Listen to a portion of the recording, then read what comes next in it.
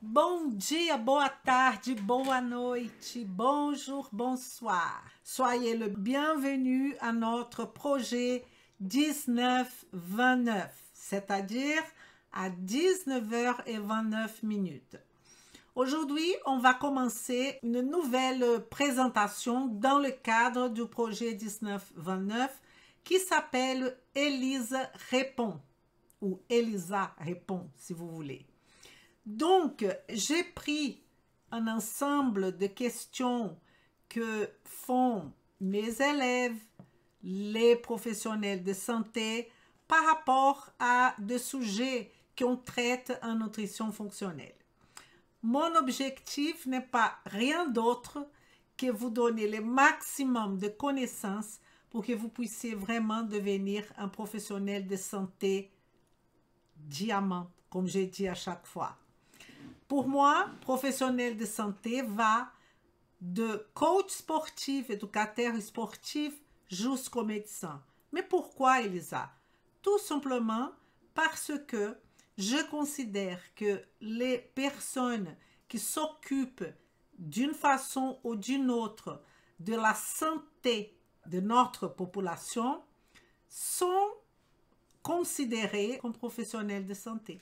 Alors, pour cela, je voudrais vous dire, si vous êtes sur Facebook ou si vous êtes sur YouTube, dans les commentaires, vous pouvez déjà poser vos questions. Et là, je serai ravie de préparer une autre fois un autre Elise répond. J'ai décidé de ne pas mettre les gens à feu et de ne pas dire « Ah, c'est Marie qui m'a posé cette question ». C'est je ne sais pas qui m'a posé cette question parce que je vais vous laisser la liberté de poser les questions et l'objectif c'est que ces questions soient partagées pour nous tous. La seule chose que je vais dire c'est ce type de questions va, par exemple, aujourd'hui la question vient d'une naturopathe. La prochaine fois, que je ne sais pas si c'est la semaine prochaine, parce que je vais varier de format et vous allez me dire qu'est-ce que vous préférez à la fin, plus tard. Ou on peut varier toujours. Moi, j'aime bien varier.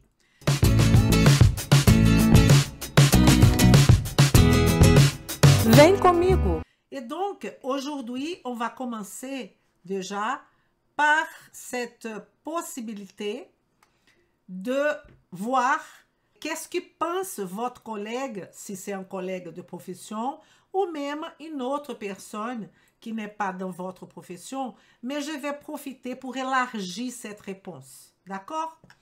Donc, ici, c'est Elise répond. J'ai fait une clé parce que je pense que mon but, c'est de donner les clés pour que vous puissiez réfléchir après et pas donner une recette. Ça, c'est pas du tout mon objectif parce que ça ne fait pas de professionnel diamant. Ça fait de professionnels dépendants. Et c'est pas du tout ça que je veux.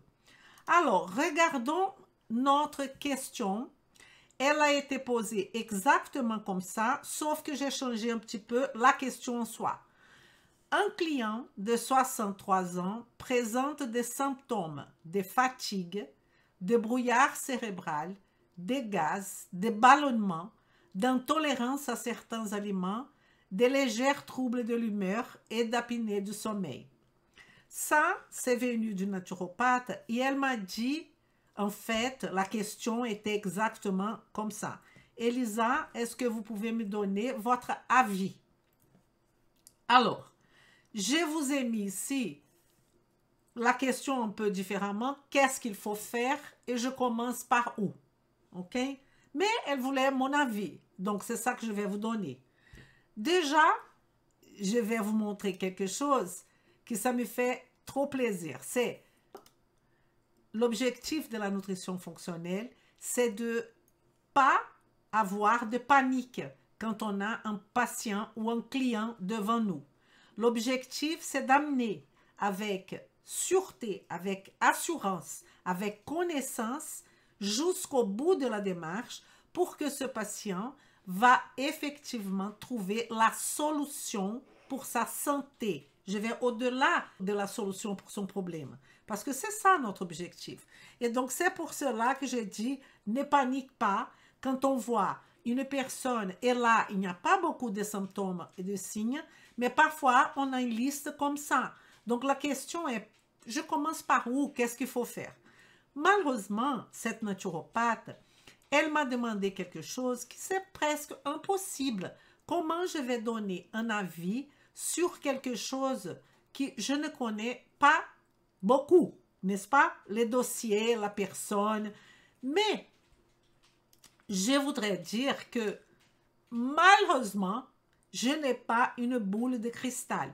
Donc, une personne, je sais que c'est un homme, qu'il a 63 ans, qu'il est fatigué, qu'il a des brouillards cérébrales, il a des gaz, il a des ballonnements, il a d'intolérance à certains aliments, de troubles de l'humeur, d'apnée du sommeil. Il a tout ça et je ne sais pas, je ne sais vraiment pas.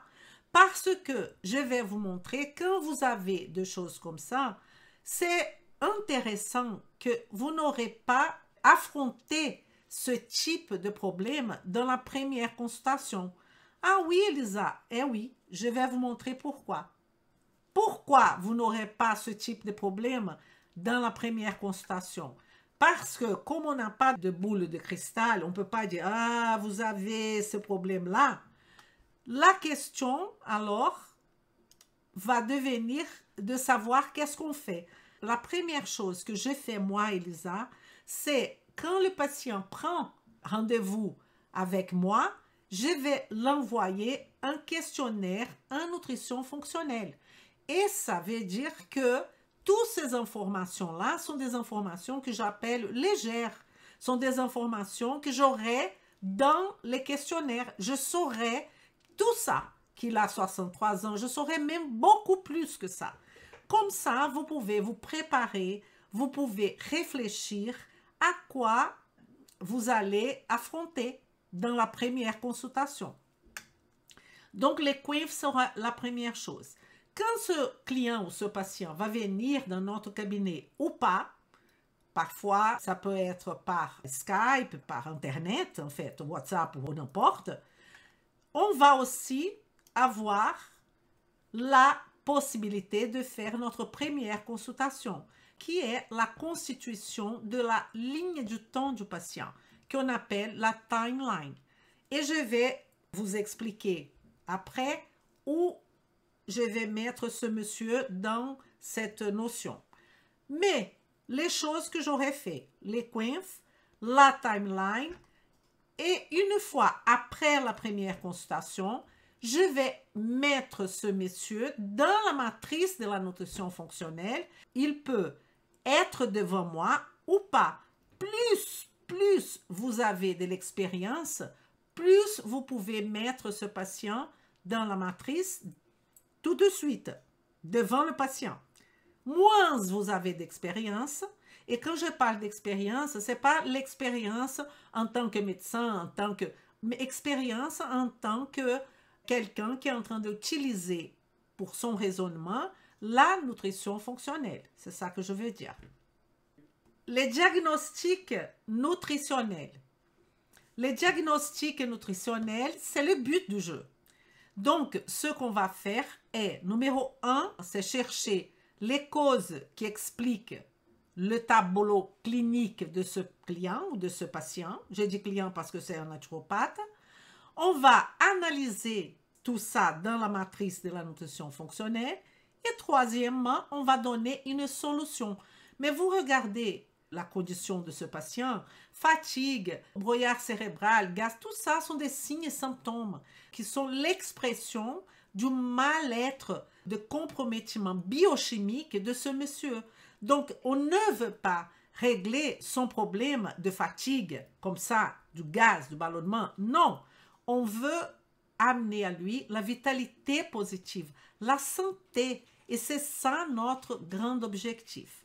Prenons maintenant, ici j'ai une matrice où je vais vous expliquer que à partir du quiz et à partir de la timeline, voyez qu'est-ce que j'ai là-haut.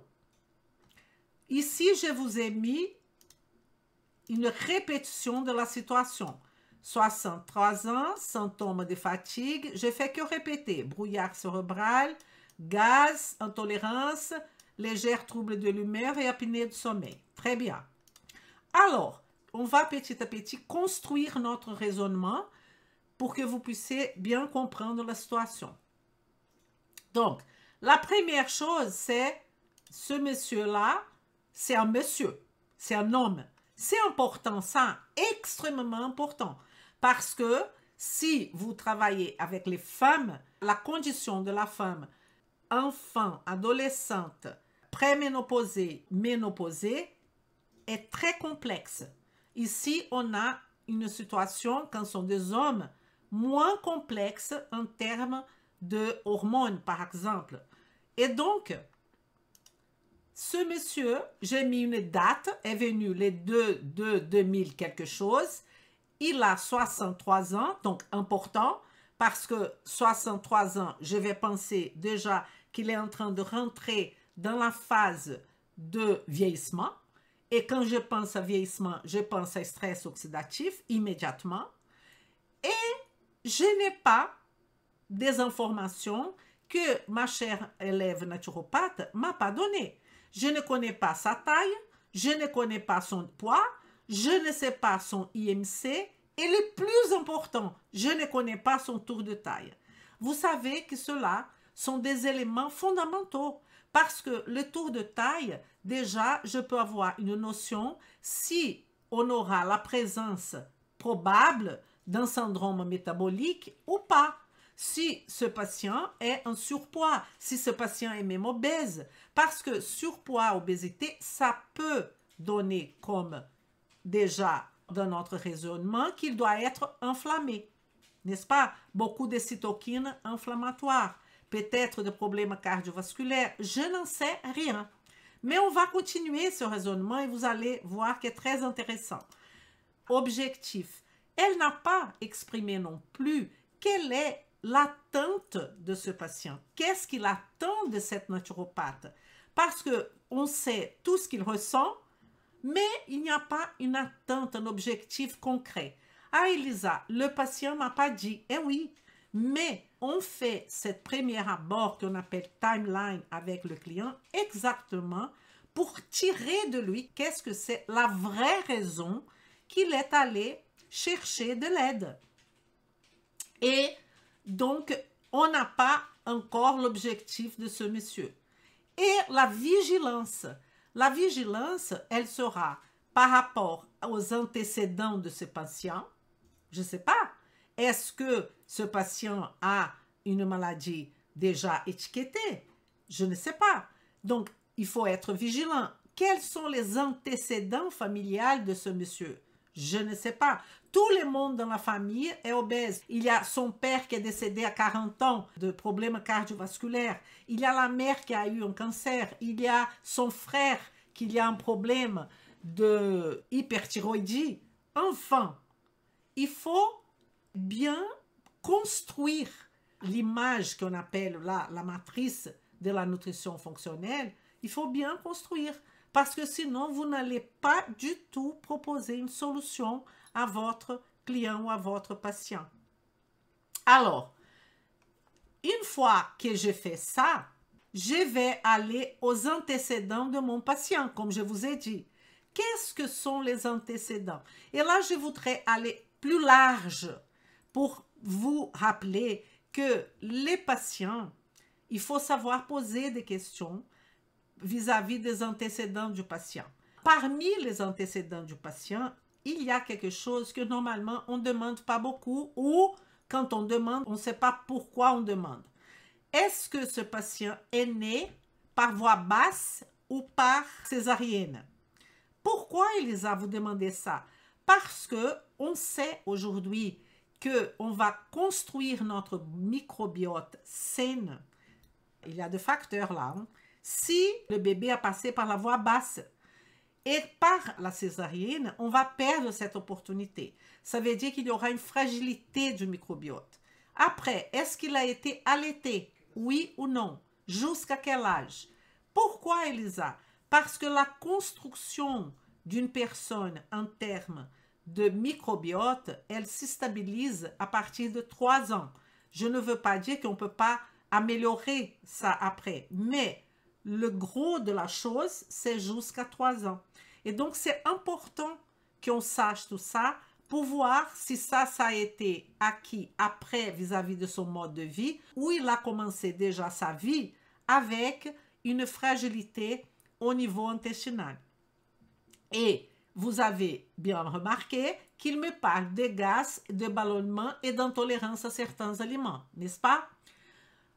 Bon, antécédent, je allais fouiller dans sa vie un petit peu pour savoir s'il a eu des accidents, s'il a eu des accidents de voiture, de moto, s'il a tous ses doigts, s'il a tous ses dents, s'il a déjà subi des chirurgies. Mais n'oubliez pas que j'ai déjà posé beaucoup de questions dans les quiz qu'il a répondu. Et les antécédents familiaux, très importants, parce que ces antécédents familiaux vont me mettre dans le sang de la problématique familiale. Ça veut dire, le gens de sa famille et de ce monsieur, il meurt de quoi? Quelle est la faiblesse de cette famille? C'est très important. Est-ce qu'il y a des facteurs héréditaires qui vont jouer vis-à-vis de ce signe et symptômes qu'il présente? En sachant que même maladie auto-immune, tout ce que vous voulez, on a un composant épigénétique beaucoup plus important que le composant génétique. Je ne parle pas de syndrome de Down, de trisomie 21, je ne parle pas de ce type de choses. Je parle de maladies de civilisation, de maladies au long du temps, de maladies auto-immunes. Je parle de tout ça. Alors, j'aurais demandé aussi qu'est-ce qui a déclenché ce tableau. Demander dans le sens inquiéter. Lui, il ne sait pas. Mais nous, on va se demander qu'est-ce qui a déclenché cette fatigue. Est-ce qu'il a voyagé? Est-ce qu'il a changé de pays? Est-ce qu'il a eu un stress absurde pour avoir cette fatigue? Brouillard cérébral, tout ça peut éventuellement être lié à un stress, peut être lié à une bactérie, peut être lié à un problème mitochondrial. Et donc, il va falloir que je comprenne qu'est-ce qui a déclenché ce tableau actuel du patient de cette naturopathe. Alors, les médiateurs. Les médiateurs, c'est déjà les examens qu'il a portés avec lui et qu'on peut analyser. Nous, en nutrition fonctionnelle, on va demander des examens pour la nutrition fonctionnelle, pour faire un diagnostic de la nutrition. En revanche, on a obligation de savoir lire au moins les analyses basiques, savoir analyser une glycémie, une insulinémie, savoir analyser CRP, VS, je vais dire tous les examens proposés normalement dans un bilan hépatique, bilan lipidique, proposé par un médecin généraliste. Ça, c'est l'obligation. Et donc, ce médiateur, j'ai, au long de cette conversation avec ce monsieur, je vois qu'il fait de l'apnée du sommeil. Donc, apnée du sommeil, là, apnée du sommeil, il y a deux types d'apnée. Soit il fait l'apnée obstructive du sommeil, soit il fait une apnée du sommeil qu'on appelle apnée centrale du sommeil, qui est très rare. Donc, probablement, il fait une apnée obstructive du sommeil. Et là, comme je n'ai pas les informations, je vais réfléchir avec vous pourquoi il a une apnée du sommeil. Première chose, surpoids, parce que l'obésité va augmenter les risques, vous savez bien, de l'apnée du sommeil. Le dépôt de graisse autour de voies respiratoires supérieures peuvent obstruer la respiration. Circonférence du cou, les personnes ayant un cou beaucoup plus épais peuvent avoir de voies respiratoires. Bon, ça c'est lié aussi au surpoids. Le fait d'être un homme, être masculin, les hommes ont 2 à 3 fois plus de susceptibilité de subir des apnées du sommeil que les femmes. Au moins une fois, sont eux qui ont la problématique. Normalement, sommes nous les femmes, n'est-ce pas? Mais quand on parle de femme ménopausée, elle va rentrer aussi dans cette optique d'apnée du sommeil. Être plus âgé. Alors, être plus âgé, évidemment, c'est il est un jeune senior. C'est à partir de là. Ça va faciliter aussi l'apnée du sommeil.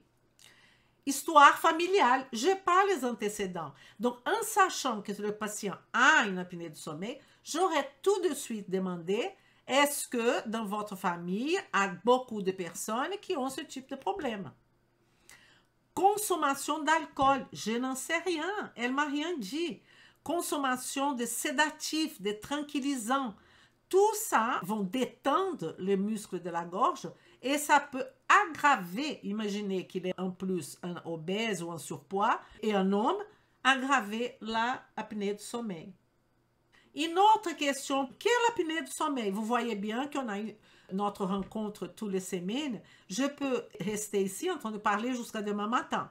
Mais je voudrais ouvrir votre cerveau vis-à-vis de toutes ces informations. Et donc, c'est pour ça que je vais doucement. Une autre question pour le sommeil, pour l'apnée. Est-ce qu'il est fumeur? Les fumeurs sont 3 fois plus susceptibles de souffrir l'apnée obstructive du sommeil que les personnes qui n'ont jamais fumé. Le tabagisme augmente l'inflammation, augmente la rétention d'eau dans le voie respiratoire. Congestion nasale, condition médicale, Parkinson. Bon, s'il avait la maladie de Parkinson, on le saurait, elle aurait dit. Mais je vous dis quand même, et SPOK, syndrome des ovaires polycystiques, je vous ai parlé de femmes. Là, plus de chances d'avoir d'apnée du sommeil, parce que le comportement sera comme un homme. Maladie pulmonaire chronique comme l'asthme, je ne sais pas, je n'en sais rien de ce monsieur. C'est pour ça que quand vous me posez des questions, il faut que les questions soient ciblées et ma réponse sera large. Évidemment, et malheureusement, je ne peux pas écrire tout ça dans un chat. Ce n'est pas possible. C'est pour ça que j'ai décidé de créer cette option de discussion de Elisa Répond. J'espère que vous aimez bien. Et je voudrais revenir ici au médiateur parce que je n'ai pas expliqué qu'est-ce que c'est effectivement ce médiateur. Le médiateur, c'est l'expression de la communication cellulaire. Donc, tout ce qui est examen, bilan sanguin, observation de notre sang, de notre urine, de notre salive, tout ça va rentrer. C'est ce qui est en train de médier le processus. Et après faire une bonne analyse de ce monsieur, je vais vous dire qu'est-ce que normalement je demande. Je demande l'index en 10 ou index OMA. Ça veut dire que j'aurai non seulement la glycémie. C'est intolérable de traiter quelqu'un avec la nutrition fonctionnelle ou même, je pense, le médecin, sans savoir, ils font que l'hémoglobine glyquée, qui est la ferraille, et la glycémie. Mais ça ne me montre pas à quel état est le pancréas et à quel état est l'insulinémie, qui en fait, c'est la cause de tout ça, qui va me donner une insulinorésistance, qui va dire que mon patient est enflammé, qui peut me donner de douleurs. C'est là.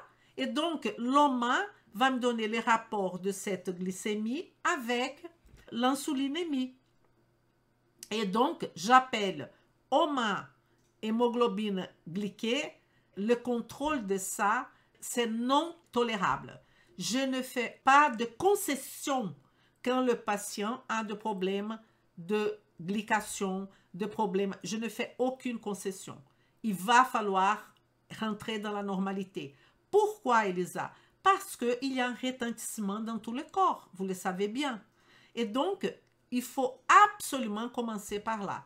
La vitamine D, la B12, la B9 et la ferritine. La B12, la B9 et la ferritine, j'appelle les 3 mousquetaires parce que ça va rentrer des phénomènes de méthylation, ça va rentrer des phénomènes de mitochondrial, de énergie, de hormonal, de anémie, de tout ce que vous voulez. Et donc, je trouve essentiel de connaître vitamine D, vitamine B9, B12, ferritine, index OMA, hémoglobine glyquée.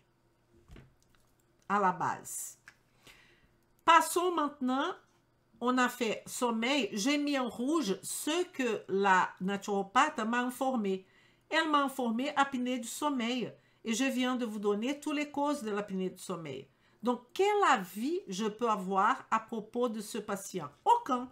Mais je peux faire de réflexion. Et c'est ça que je trouve hyper intéressant de partager avec vous. C'est comment je réfléchis. Passons maintenant à l'activité physique. L'activité physique de ce patient, vous connaissez? Moi, je ne connais rien du tout. Est-ce qu'il est sédentaire? S'il est sédentaire, oh mon Dieu, sédentaire avec apnée du sommeil, manque d'oxygénation, donc vous voyez bien qu'il va falloir faire la matrice de la nutrition fonctionnelle. Parlons maintenant de l'importance majeure de pourquoi on est là, qui est le facteur nutrition et hydratation. Je ne sais pas si vous avez remarqué que ça vient une ligne dessous quand je suis en train de parler du sujet. Vous voyez? Oh, je vous montre la ligne. Hop. Ça sera souligné le mot. Oh, souligné là. Donc, nutrition et hydratation. L'alimentation est la base. É la base. 70 tonnes jusqu'à 70 ans. Donc, est-ce que ce monsieur est plutôt dans le royaume, dans son assiette, on va voir le royaume végétal, on va voir le royaume animal, ou on va voir le royaume industriel? Quelle est la quantité de polyphénol, de fibres? Parce que vous voyez là, nous avons du gaz et du ballonnement et des intolérances. Je vais faire un commentaire profond sur ça quand on va arriver au nœud. D'accord? Nœud assimilation. Je suis que de nutrition, hydratation. En termes d'alimentation, quelle est la quantité? Parce que brouillard cérébral, trouble d'humeur. On peut penser qu'il y a de la tyrosine, il y a du tryptophane, il y a suffisamment de sérotonine pour le cerveau, et le cerveau est en train de fabriquer la dopamine.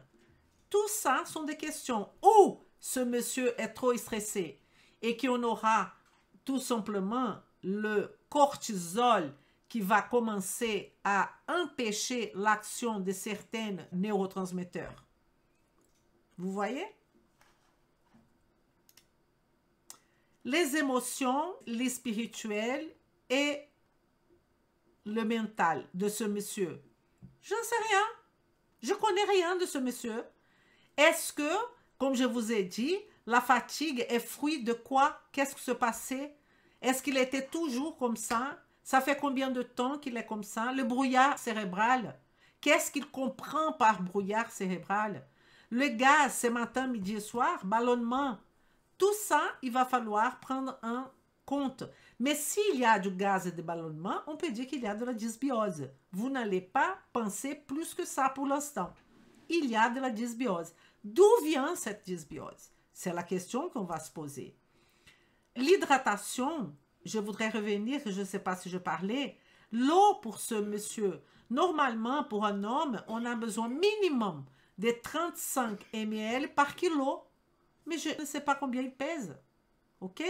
35 ml, ça fait entre 2,5 à 3 litres par jour, et de l'eau. Et je voudrais éclaircir une chose, comme on parle tout ensemble, c'est que les personnes qui font de l'activité physique, quand elles sont dans la salle de sport, elles vont boire de l'eau. On est d'accord? Ça ne compte pas.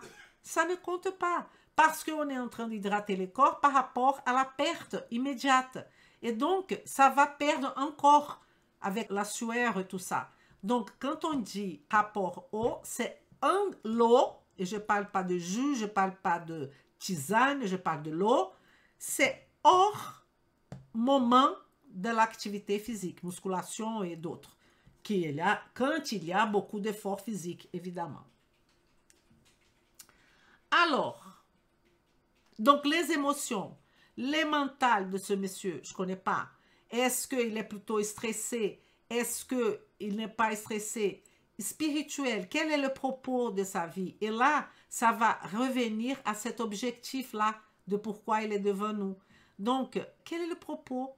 Il a 63 ans, il travaille, il ne travaille pas, il a des projets, il n'a pas de projet, parce que trouble d'humeur, ça peut être solitude aussi. Ne pensez pas que aux aspects physiques, physiologiques ou physiopathologiques. Il y a tout un aspect psychique qui rentre, mais l'aspect psychique n'explique pas tout. Ça, c'est clair. Et on ne va pas non plus dire au patient, c'est dans votre tête. Ce n'est pas ça que je suis en train de vous dire. Quel est son rapport avec sa famille? Quel est son rapport avec la nature? Est-ce que ce monsieur met son pied par terre de temps en temps? Est-ce qu'il travaille? Est-ce qu'il ne travaille pas? Quel est le rapport avec tout ça? Vous voyez que c'est beaucoup plus complexe, beaucoup plus compliqué la démarche de donner une solution à la vie de quelqu'un qui ne va pas, que tout simplement traite la fatigue, traite le brouillard, vous n'allez pas arriver. Tout va revenir. Nous arrivons maintenant au nœud que je considère le nœud presque principal, parce que ce nœud est la porte d'entrée. Il me présente du gaz, du ballonnement, des intolérances à certains aliments. Bon. Et j'ai mis là aussi, je répétais, les troubles de l'humeur. Parce que si vous savez bien qu'on a l'axe intestin-cerveau. Et donc, j'ai mis là pour ma réflexion. Dans ce moment-là, que je suis en train de faire ma timeline, je vais demander à ce patient, je vais lui montrer l'échelle de Bristol. Vous connaissez tous l'échelle de Bristol? Il y a 7 types. On a type 1, type 7, en sachant que le type 4, c'est normal. Ça veut dire que le caca de la personne est type 4 en forme de banane. Ça, c'est le type idéal. Mais il peut avoir des petites crottes, il peut avoir des morceaux de lambeaux, de sel très, comment on dit, morceaux duveteux, vous savez, où vous pouvez avoir des boules comme ça. Donc, ça veut dire qu'on va soit vers la constipation, soit vers la diarrhée. Et il a présent du gaz. Mais le gaz, quel gaz? Les gaz nauséabondes, le gaz pourri, œuf pourri, ou un gaz qu'on ne sent pas? est hyper importante cette question. Donc, quand on va dans les nœuds assimilation, je vous invite à venir connaître ce qu'on appelle la cartographie du nœud assimilation que la médecine fonctionnelle appelle digging. Pourquoi? C'est la façon qu'on va analyser le processus d'assimilation intestinale d'une personne. Qu'est-ce qu'on va regarder? Sa digestion. Dans digestion, on regarde, et je parle là du monsieur, est-ce qu'il a une bonne mastication?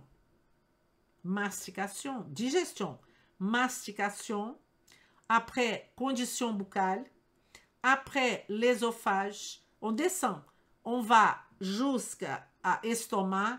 Est-ce qu'il y a de l'hypochloridrie? Est-ce qu'il prend des médicaments type IPP ou pas?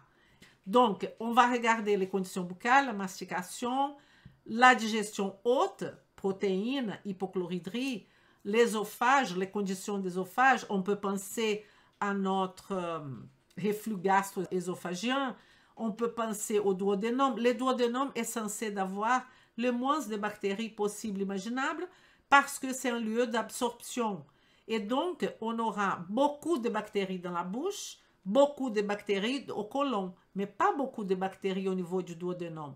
Et d'où vient ce gaz? C'est-à-dire que peut-être, si c'est un gaz qui va m'amener à œuf pourri, ça veut dire qu'il y a un excès de bactéries protéolytiques au niveau de son côlon descendant. S'il n'y a pas de gaz, on a de fermentation au niveau du côlon ascendant, un excès. Parce que c'est génial cette fermentation. Est-ce qu'on a des Akkermansia par exemple, Bifidobacterium, tout ça au niveau du côlon ascendant qui va prendre tout ce que nous, on ne veut pas parce qu'on ne sait pas digérer, parce que ce sont des enzymes qu'on n'a pas, comme l'amidon, on n'a pas les enzymes pour ça. Et nos bactéries vont du côlon ascendant, comme Bifidobacterium, comme Akkermansia qui va même manger, le Bifidobacterium va promouvoir des acides qui sont des acides hyper importants pour nous. L'acétate, les butyrates, les propionates. Tout ça sont des acides qui vont jouer dans les colonocytes et spécialement les butyrates. Donc, vous voyez qu'ici, ce monsieur a une dysbiose parce qu'il y a du gaz. Je ne sais pas quel type de gaz. Là, il me fallait une explication très longue pour vous expliquer que ce bactérie de putréfaction peut avoir une baisse de fermentation, de bactéries de fermentation, et les bactéries de putréfaction vont migrer jusqu'à transverse, côlon ascendant. Elles vont faire le contraire. Est-ce que tout ça, ça va éclaircir ma question de ballonnement et ma question de gaz? Et intolérance à certains aliments, je pense à quels aliments déjà? Qu'est-ce qu'il veut dire par intolérance? Qu'est-ce que ça donne, cette intolérance? Je ne sais pas. Et je peux, à ce moment-là, faire les IgG. Pourquoi pas? Mais si on ne veut rien faire, on pourrait, par exemple, savoir où il est vis-à-vis du gluten, où il est vis-à-vis du lait, protéine du lait, la caséine. Tout ça peut améliorer, mais je ne sais pas qu'est-ce qu'il mange. Donc, ça devient un peu compliqué. On a aussi la question du brouillard cérébral, du trouble de l'humeur et de la fatigue. Quand on parle d'énergie, on parle de quoi? De mitochondrie. On parle du pool mitochondrial. Est-ce qu'il y a un stress oxydatif super déclenché dans ce monsieur? La fatigue, ça peut être dans plusieurs nœuds. Ça peut être la fatigue par rapport à difficulté de production d'ATP. Ça peut être la fatigue parce qu'il est obèse, il y a un processus inflammatoire qui va chambouler tout. Il y a un problème de fatigue aussi si ce monsieur a un problème thyroïdien, je n'en sais rien. S'il a une hypothyroïdie, la T3, vous savez bien qu'elle va agir sur la mitochondrie, n'est-ce pas? Une hypothyroïdie, il y aura un ralentissement du métabolisme du corps. Peut-être ça explique aussi son surpoids. Je ne sais pas. Tout ça sont des possibilités. Donc, dans cette étude de l'assimilation, on regarde les D du Diggin, D-I-G-I-N. Diggin, c'est comme on raisonne en termes d'intestin. Digestion, qui va inclure assimilation et élimination, la perméabilité intestinale. Là, il y a des intolérances alimentaires, ce qui me fait penser à l'intolérance intestinale. G, c'est le microbiote, l'état de son microbiote. I, c'est l'inflammation. Est-ce qu'il y a présence de l'inflammation? Dysbiose, système immunitaire. Et N, qui est l'axe cerveau-intestin, où on va toucher, évidemment, la question du stress. Donc, tous ces nœuds sont touchés, pour ce qu'a dit la naturopathe. Et on n'a pas touché, parce qu'elle ne m'a pas raconté, qu'est-ce qui se passe en termes d'intégrité structurelle, qui est l'intégrité de membrane de tout ce qui est des organites qui ont des membranes. La question musculaire, la question articulaire va rentrer dans l'intégrité structurelle. Les transports, c'est exactement le tuyau. Donc, c'est le système cardiovasculaire qu'on va voir les artères, les veines et le système lymphatique. Et une chose qu'elle n'a pas touchée, que c'est la biotransformation, qui on a besoin de savoir où habite ce monsieur.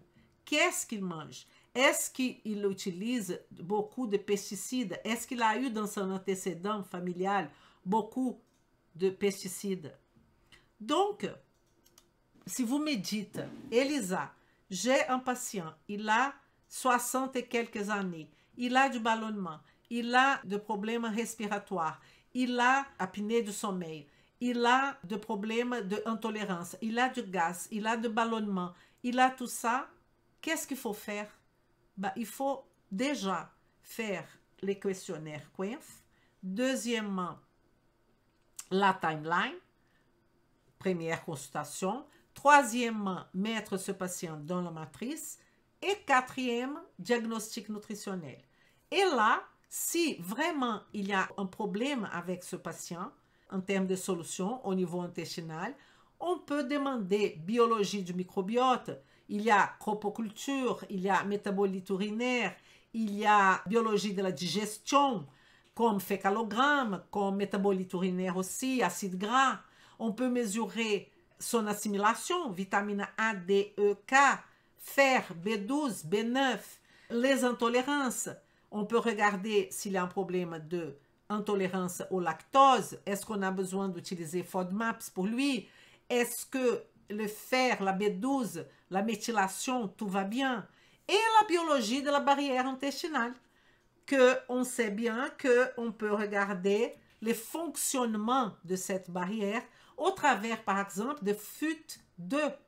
On peut savoir FUT2 qui est une altération du génome de ce patient, que peut-être il est trop excréteur ou pas suffisamment excréteur de FUT2. La santé de la muqueuse, on peut regarder les zinc, on peut regarder les butyrates au niveau de colocytes et zonuline et aussi LBP.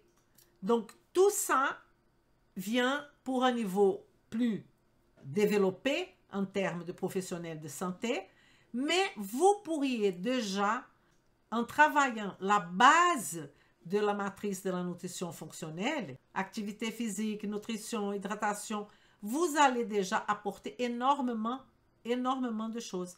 Mais vous ne pouvez pas donner une solution à qui que ce soit si vous n'avez pas l'historique. Qui est cette personne? Pourquoi elle est devant vous? Donc, travaillez cette base-là, qui est la base fondamentale de cette matrice, le sommeil, l'activité physique, nutrition, tout ça, vous aurez déjà aidé énormément. Mais, comme je vous ai dit, vous ne pouvez pas. Et là, j'ai mis, vous voyez cette photo, il y a le patient de la naturopathe qui est avec les yeux fermés. Pourquoi? Parce qu'il n'a pas conscience de tout ça. C'est la naturopathe qui est là derrière, qui normalement je mets à côté, main dans la main, pour solutionner la problématique de ce monsieur. Mais il faut qu'il comprenne que ce n'est pas en train de prendre un médicament ou de prendre un nutriment à la pharmacie, un nutriment, une supplémentation. Il va à la pharmacie, il achète du magnésium tout simplement. Vous pensez vraiment que ça va régler ces symptômes de fatigue, brouillard cérébral, le gaz, le ballonnement, ou qu'il va à la pharmacie, il demande quelque chose pour la fatigue, quelque chose. Le problème est beaucoup plus profond, c'est comme un iceberg. Ce que vous voyez de l'iceberg, c'est la fatigue, le brouillard, le gaz, le ballonnement, tout ça. Mais ce qui nous intéresse, c'est ce qu'on ne voit pas.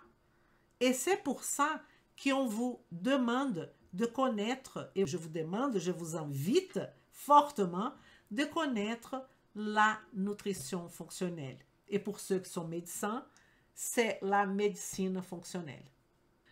Si on n'est pas médecin, a-t-on le droit de pratiquer la nutrition fonctionnelle? Mais évidemment.